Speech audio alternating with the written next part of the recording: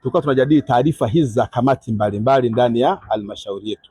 Tumezijadili, tumezipitia na tumetoa maelekezo kama baraza namna ya watendaji wetu hasa mkurugenzi pamoja na management namna ya kwenda kutekeleza mambo yale. Sisi kama Wanatemeke tunawapongeza wananchi wetu kwa namna ambavyo wanatupa ushirikiano katika ulipaji kodi. Tuna miradi mikubwa yenye thamani ya bilioni takriban 150. Tunayo majengo makubwa ya ghorofa 10 ya hospitali tunajenga. Tunazo shule za ghorofa zipatazo 7, ghorofa 5, 6, 7 tunajenga. Miradi hii itawezekana kwa wananchi kuendelea kulipa kodi. Lakini ndugu wanahabari, niwaambie wananchi wa Temeke saizi ni wapekee. Na wananchi wa Temeke saizi wanalipa kodi kweli kweli.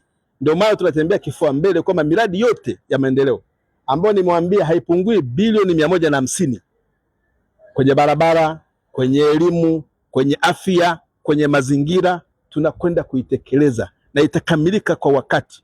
Na nimetoa wito kwa wakandarasi wetu mbalimbali ambao tumewapa miradi. Kwa sasa hatuna staha kwa mkandarasi ambaye atakuwa nje ya mkataba wetu. Miradi hii ni miaka miwili. Sisi tuna fedha, Mheshimiwa Rais Dr. Samia Suluhu Hassan kashatupa ridhaa na kibali. Tutumie fedha hizi za wananchi kuwalipa wakandarasi. Na tunapa kipaumbele wakandarasi wazalendo.